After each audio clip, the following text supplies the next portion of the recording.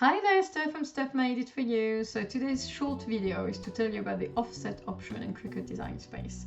I use the offset option for my intricate design, particularly when I try to print in very small size.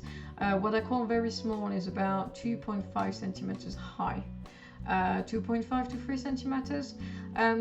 It cuts really well in vinyl, but I found that in cardstock sometimes it gets really fiddly.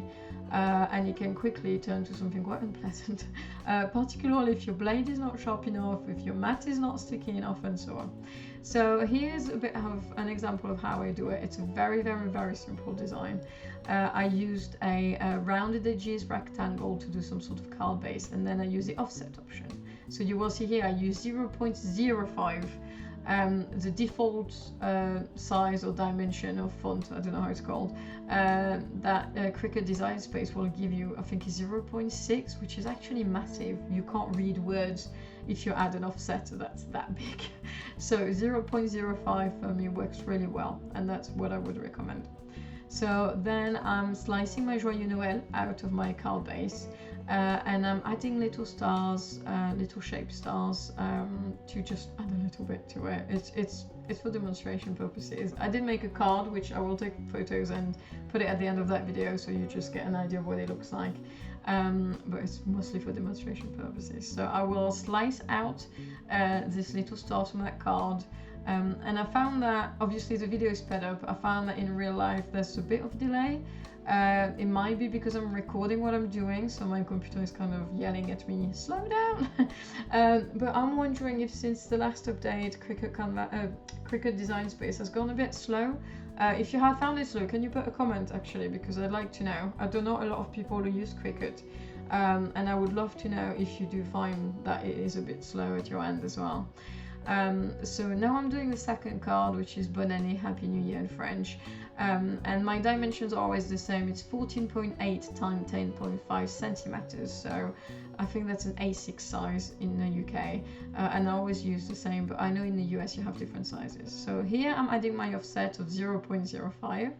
And I'm repeating it just so that you know, you don't forget. And I'm placing my word onto my card front, my card base. And again, it's really simple. I'm dragging things up and down on the side of my screen. I'm going through the steps just in case you're new to Cricut and you need a bit more guidance. So you can drag your layers up and down to send them at the back or bring them to the front. Then I will go to the image bank. And I normally click on free on the left hand side, because last time by mistake I didn't, and I ended up using something that you have to pay for, and I couldn't cut it out because I don't pay for the membership. So you might want to click free before you do anything else if you don't have the membership like me.